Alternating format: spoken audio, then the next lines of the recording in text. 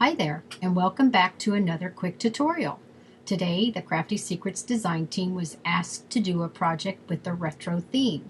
Looking back at the 50s and 60s, I can remember the avocado green and the harvest gold kitchen appliances, shag rugs, and crazy colors in general.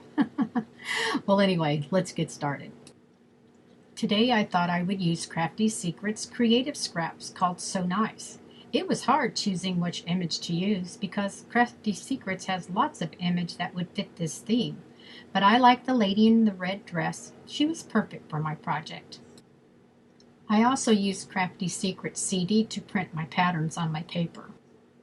The white paper in the previous picture was actually sticky back canvas. I've always wanted to try and print on the canvas using Crafty Secrets CD, and it worked great. But the red paper is actually cardstock. On a scratched piece of canvas, and using my marker, I colored just enough so I could cover my buttons. I made my flower just like I showed you in a previous video using Spellbinder Circle Nestabilities. Then I used my red marker to color the rose all the way around the top edge, just like you see on the right side of the flower in the picture. Then I went back over the red with the blender so it would soften the red and it wouldn't look so harsh. We all know that not all paper is created equal when coloring with Copic markers. And you only want to use good paper so the colors won't run together. But in this case, like this rose, running is a good thing. I picked up a cheap 10 by 10 picture frame from Michael's, took it completely apart, removed the glass completely. Then I used the mat from the picture frame to measure and cut my red and black cardstock. Oh, one thing to mention, I only have an 8.5 by 11 printer, but the picture frame was a 10 by 10, so I printed my red and black cardstock twice, then overlapped the two, making sure that my pattern lined up, and then taped the two together. I covered the mat from the picture frame with zip-dried paper glue and added the red and black cardstock. Then used my bone folder. I went over the cardstock to smooth out any ridges. I think I should mention when I say red and black cardstock, I put the red paper in my printer and printed the black design on it using Crafty Secret CD. I just want to make sure some of you don't think I bought the paper like that, okay? And then I put it in my frame. I peeled the back off of the canvas and applied it to a piece of black cardstock and put foam tape on the back as shown.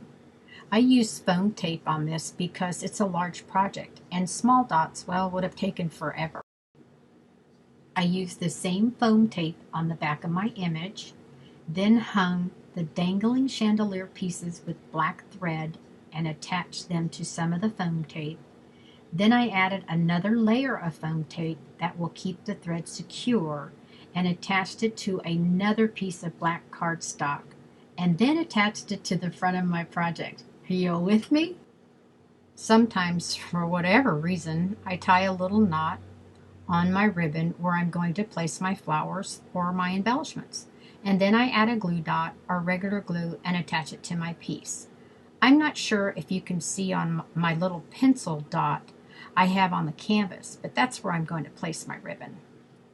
I put more glue dots on the edge of the frame where the ribbon is going to go. Yes, I had to take my frame off. I got a little ahead of myself.